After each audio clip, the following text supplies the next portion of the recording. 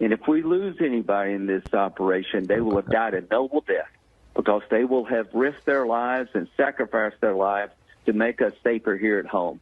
The command. So that's the messaging, Scott, which is astounding messaging too, because this war was very unpopular before it started, and the Trump administration, Donald Trump himself, promised that he said Americans will likely die in this, and of course Lindsey Graham, unsurprisingly, parroting the same. But what's your reaction? How long can they go on like this with this war of aggression, and what do you make of these kind of statements? First of all, I just find it grotesquely amusing that these fat perfumed princess named Lindsey Graham is talking about the nobility of sacrifice. He was a lawyer. The biggest risk he ever made to his life while serving was dying of an infected paper cut. He wouldn't know personal courage or individual courage because he will never allow himself to be in a situation where he'll be confronted with the need to develop that. This man is a disgusting pig of a human being.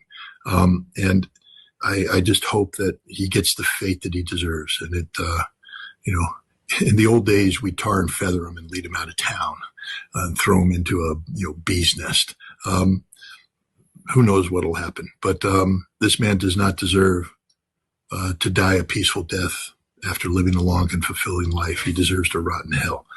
He's a horrible, horrible American, a horrible, horrible human being. But again, the nobility of death. First of all, the nobility of death is a notion that exists in theory only. This is the one thing that people like Lindsey Graham will never understand because they've never experienced it. They don't understand it. They don't understand the costs. They glorify death. There's nothing glorified about death. For all you Americans out there that think that you are, supporting this war, we fought a 20-year war against Al-Qaeda, the global war on terror. How many of you have gone to the VA to look at the men and women who lost their limbs, people who have to poop into a colostomy bag? Will you change that bag for them? Will you take them out? Will you give them a quality of life because their families have abandoned them? Men who once had a fiance, but the fiance couldn't put up with what that man had become and abandoned that man. He's now alone, an alcoholic, a drug addict. Are you going there to comfort him? Are you going there to talk to them, get him out of their boot and give him a quality of life? Or have you forgotten them? And the answer is you've forgotten them. You don't even think about them. You don't wake every morning thinking one thought about these people. I do every morning. To me, the yellow ribbon on the back of the car, which I took off a long time ago because I realized the emptiness of the sentiment. We support our troops. No, we don't. We support our troops only as they are alive and they represent something glorious. But we never support the troops when they come home in body bags, or worse, they come home broken psychologically and physically. We abandon them.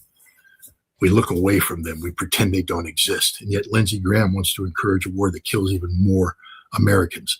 Lindsey Graham is a despicable human being. And anybody who supports that sentiment, you know what I think of you. I'm trying to control my language, Daddy, but you know what I think of you. We now have put ourselves in that same population set. We're not the good guys, people. We're the bad guys, and we will go down in history as the equivalent of the Nazi Germans, as the samurai Bushido embracing Japanese. We are the MAGA cult, the people that threw away our Constitution and embraced this cult of personality that has led us down this path of death and destruction.